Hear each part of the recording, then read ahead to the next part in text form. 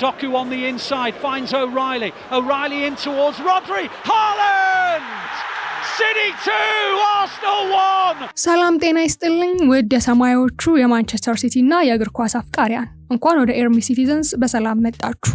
የፕሪሚየር ሊጉ አዲስ ውድድር ዘመን ለመጀመር ጥቂት ሳምንታት ብቻ ነው የቀሩት። አሁን ላይ በየፖድካስቱ በየዩቲዩብ ቻናሉና በየጋዜጣው የሚወራው አንድ ተመሳሳይ ወሬ አለ። አርሰናል ሻምፒዮን ይሆናል፣ ቼልሲ በዣቢ አሎንሶ ስር አዲስ ቡድን ገነባ፣ ሊቨርፑል በአንዶኒ ራውላ አዲስ ምዕራፍ ጀመረ፣ ማንቸስተር ዩናይትድ ደግሞ በካሪክ ስር ወደ ቻምፒየንስ ሊግ ተመለሰ ይባላል። ነገር ግን ስለ ማንቸስተር ሲቲ የሁሉም ግምት አንድ ነው። ሲቲ አብቅቶለታል። ፔፕ ጋርዲዮላ በ10 ዓመታት ውስጥ 20 ዋንጫዎችን አፍሶ ለቆ ወጥቷል። በርናንዶ ሲልቫ ለቆ ሄደ። ሮድሪ ደግሞ የመውጣትና የጉዳት ዜናዎች ከበቡት። የሲቲ 10 ዓመት ስራ በአንድ ክረምት የፈረሰ ይመስላል። ብዙዎች ዘንድሮ ለሲቲ የሽግግር ወቅት ነው ይላሉ። ነገር ግን እውነታው ፍጹም ተቃራኒ ነው። ማንቸስተር ሲቲ አልወደቀም፣ ይልቁንም የባሰ አስፈሪ ሆኖ እየተመለሰ ነው። ዛሬ በዚህ ቪዲዮ የሲቲዘንስን እውነተኛ የታክቲክ የዝውውርና የአሰልጣኝ ኤንዞ ማሬስካ ምስጢር በዝርዝር እናያለን።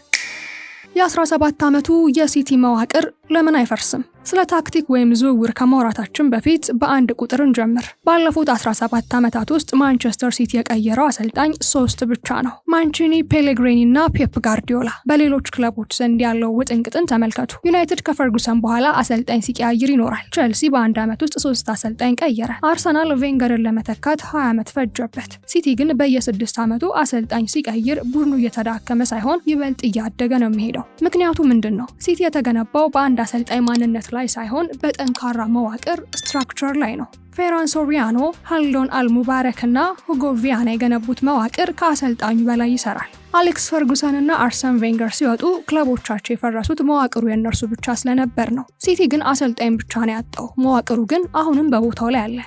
First of all, thanks. As you said, this is the first time. Hopefully it's the last time that I come back and I don't leave anymore. ኤንዞ ማሬስካ አዲሱ የሲቲ መሪ።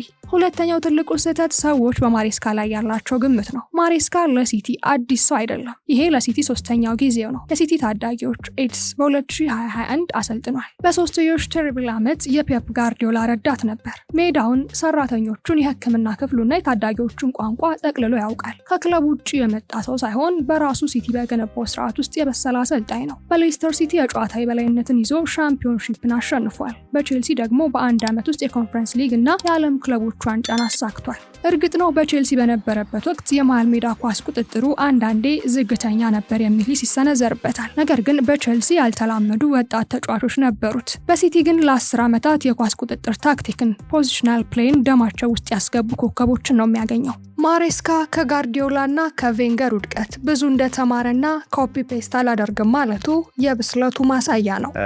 I'm over the moon. Can't wait to play for this club, you know. I'm really looking forward to it.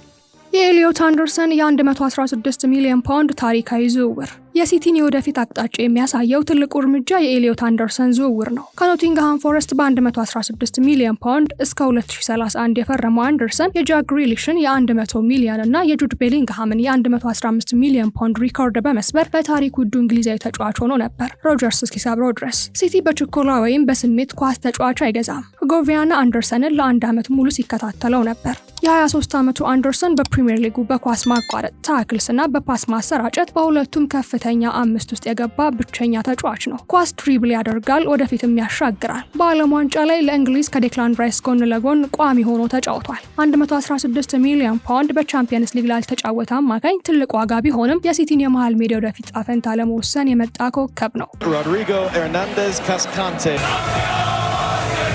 የሮድሪ እውነተኛ ሁኔታና የጀርባ ቀዶ ሕክምና። አሁን ደግሞ ወደ ዋናው ጥያቄ እንምጣ። ስለ ሮድሪ ከስፔን ጋር የዓለም ዋንጫን በማንሳት የውድድሩ ኮከብ ጎልደን ቦል ሆኖ አጠናቋል። ነገር ግን የኮንትራት ማራዘሚያ ንግግሩ ቆሟል። ሪያል ማድሪድ፣ ፒኤስጂ እና ባርሴሎና እሱን ለማስፈረም እየተከታተሉት ይገኛሉ።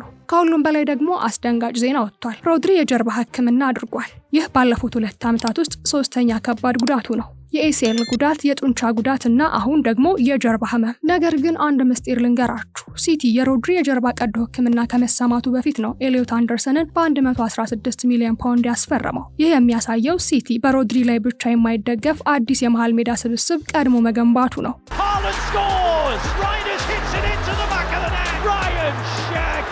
የዝውውር እንቅስቃሴዎችና አሰቃቂው የሲቲ ስብስብ። በዚህ የክረምት ዝውውር ሲቲ በርናንዶ ሲልቫን፣ ጆን ስቶንስን፣ አካንጂ አኬን እና ትራፎርድን ሸጧል ወይም አሰናብቷል። ነገር ግን ቡድን ውስጥ የቀሩት ተጫዋቾችን ተመልከቱ። ግብ ጠባቂው ጃንሉጂ ዶናሩማ፣ ተከላካይ ሮበን ዲያዝ፣ ማርክ ጊሂ፣ ዮስክ ግቫርዲዮል፣ ኮሳኖቭ፣ መሃል ሜዳ ላይ ኒኮ ኦራይሊ፣ ኤሊዮት አንደርሰን እና ፊል ፎደን እንዲሁም ቴጃኒ ሬንደርስ፣ ኮቫቺች ይገኛሉ። ክንፍ ላይ ዣራሚ ዶኩ፣ ሪያን ቸርኪ፣ ጃክ ግሪሊሽ፣ በአጥቂ መስመር አንቷን ሴሜኒዮ በ13 ጎሎች 3ኛ ደረጃን ይዞ ያጠናቀቀና ኤርሊንግ ሃላንድ በ27 ጎሎች ኮከብ ግባግቢ፣ ኦማር ማርሙሽም ሳይረሳ። ፎደን፣ ዶኩ፣ ግቫርዲዮል እና ኮሳኖቭ ኮንትራታቸውን እስከ 2031 ድረስ አራዝመዋል። ይህ የወደቀ ክለብ ሳይሆን ቀጣዩን የስኬት ዑደት በደማቅ ሁኔታ ያዘጋጀ ክለብ ነው። Cherki into the area. Ryan Cherki! He's a magician, I'll tell you. ሲቲ አላበቃለትም። ባለፈው ውድድር ዘመን ሲቲ በ78 ነጥብ ሁለተኛ ደረጃን ይዞ አጠናቋል። የካራባኦ ካፕ እና የኤፍኤ ካፕ ዋንጫዎችንም አሸንፏል። ሰዎች ሁለት ዋንጫ ያነሳውና በ7 ነጥብ ብቻ ከአርሰናል ያነሰውን ሲቲን ወድቋል ይሉታል። ማንቸስተር ሲቲ አዲስ ቡድን እየገነባ ሳይሆን ታጥቆ እየተመለሰ ነው። ኤንዞ ማሬስካ ይህንን ቡድን ወደ ቀደሙ የማሸነፍ መንፈስ ካመጣው የ7 ነጥብ ልዩነቱ በፍጥነት ይጠፋል። እናንተስ ምን ታስባላችሁ? ኤንዞ ማሬስካ በሲቲ የመጀመሪያ ውድድር ዘመኑ ፕሪሚየር ሊጉን ያነሳል? የኤሊዮት አንደርሰን የ116 ሚሊዮን ፓውንድ ዝውውርስ ያጸድቃል? ሐሳባችሁን ኮሜንት ላይ ጻፉልኝ። ቪዲዮውን ላይክ ማድረጋችሁን እንዳትረሱ። አዳዲስ የታክቲክ እና የሲቲ መረጃዎች እንዳያመልጣችሁ ሰብስክራይብ ያድርጉ። መልካም ጊዜ።